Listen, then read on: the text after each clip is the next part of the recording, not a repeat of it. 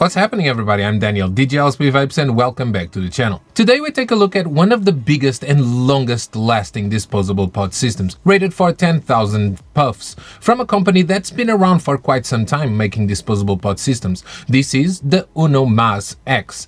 Let's check it out. And the UNOVERSE X comes inside this box, wrapped up in plastic like all disposable pod systems, with a rubber plug protecting the mouthpiece hole, as well as a sticker covering the airflow intake hole at the bottom.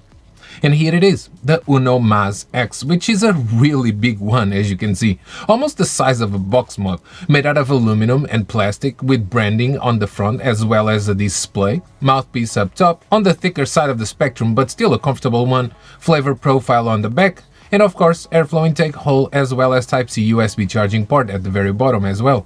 In the display, well, it gives you battery charge status when you vape as well as your e-liquid capacity with 3 bars, which is awesome. Even while charging too, of course, which you do so using a Type-C USB cable, of course, yet you can still vape it while it's charging anyway.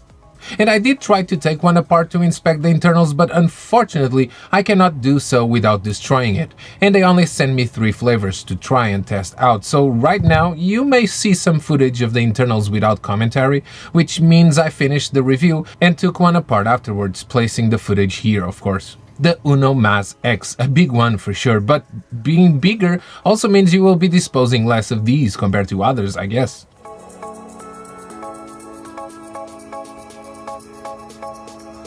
So, the UNOVERSE X by Vape Uno, available in 10 different flavors for around $20, which, I mean, for the amount of e-liquid it comes with, I think it's a pretty decent price if you ask me. The battery is in reality a 537 mAh capacity battery. It recharges averaging 0.7 amps and in about 1 hour and 17 minutes. Blueberry cheesecake is my favorite, and an absolute perfect representation of what a real blueberry cheesecake should taste like. Not overdone on the blueberry flavor, and you really get the cheesecake aftertaste lingering in your mouth. Really great flavor, in fact, and although with a little hint of cooling, it's really not all that much anyway. Strawberry pina colada is another fantastic one, tasting like the actual drink, very refreshing, very sweet, and also not overdone on the strawberry flavor either, with a perfect mix of coconut too. Really delicious and without too much cooling either, which is great. Finally, watermelon berry, which is an interesting combination for sure, very fruity and very refreshing, but I don't know.